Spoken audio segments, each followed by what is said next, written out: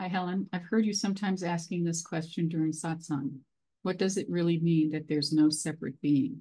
Could you please explain why this question was important on your own path? Love you. Thank you. Love you too. For me, this became the compass point, the north I was heading to. It was, have I really understood what it means? If there's no separate self, then all of the problems, challenges, and questions and everything that belong to that seeming separate self finally must be solved in that seeing. So for a long time, it's like, I understand awareness is formless and I am infinite, but how do I live like that? Or how do I stop forgetting and stay only in a place of remembering? How do I come to transcend my karmic patterns? On and on these questions go. And those are all valid challenges, but do they apply if there is no separate self? And for me, I had to really, this felt like a sword that was just going to chop through the illusion. Is this a problem for the infinite self? Is this a concern for that which is already free and everywhere? And if there is no separate self, do I have to undo the effects of that separate self, its karmic patterns? It was a huge one for me. For a long time, even after I'd seen there's no separate self, I was still believing in the effects of that separate self, the effects of feeling fear on my bank account, the effects of feeling anger in my shoulder, and the way that the body and mind and my life and my experience was still reflecting.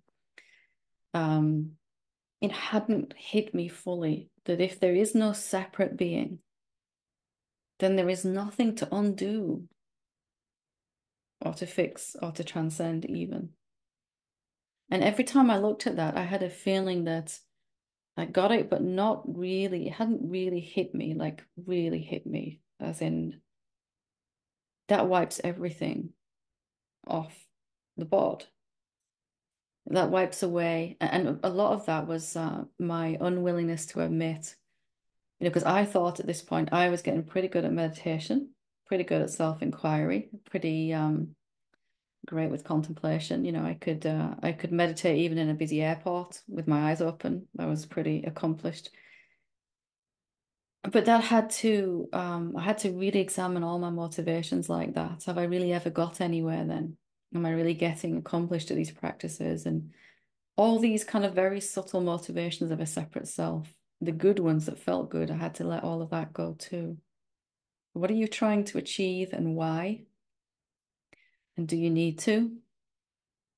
As the infinite self, if there's only one being, one thing that's everywhere, that has to also extend to everything we're trying to get, doesn't exist outside of you. Everything we're trying to get rid of, like shame, fear.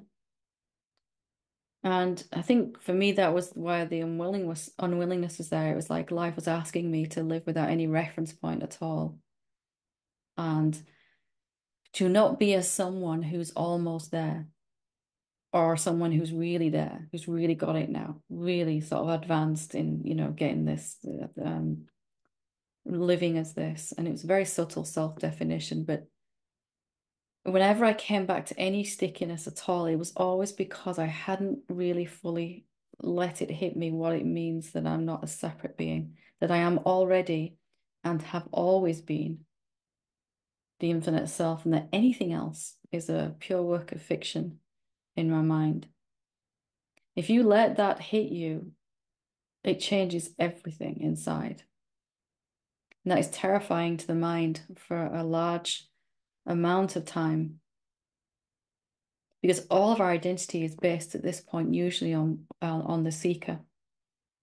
How far we're getting, how many patterns we've got left to get rid of, how good we are at meditation, how much deeper my meditation was than last time, or how more frustrated it was, and why is the bliss gone? It was there and now it's gone again. All of this has to go. and this closing down sale with this realization of there is only the infinite self. Have I really understood what it means? Have I really got it? That that's all there ever was? If I never, ever split away from God in the first place, then all there is God. Everything I perceive as separate and outside of me also vanishes in, at least in my it doesn't literally vanish from out here, but it vanishes in my concepts. And for me, there was a large amount of, as much as I wanted to be free like that, a large amount of unwillingness to see that fully and clearly. And it had to become challenging before I really found that willingness to let go. So just looking at that within yourself and saying, well, what am I still trying to achieve here? Am I living as the infinite self, or someone who's almost there? Or someone who's living like that most of the time, but not in that situation with that person or when that thing happens? Can that be true if there's only the infinite self already? What effects of the separate self are you still trying to fix and clear up?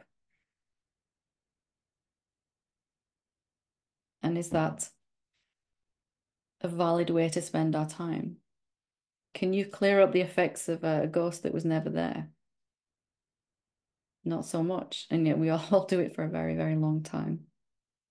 So I hope that kind of rouses something inside that kind of pokes at some little corners where we might be holding on to some self-identity.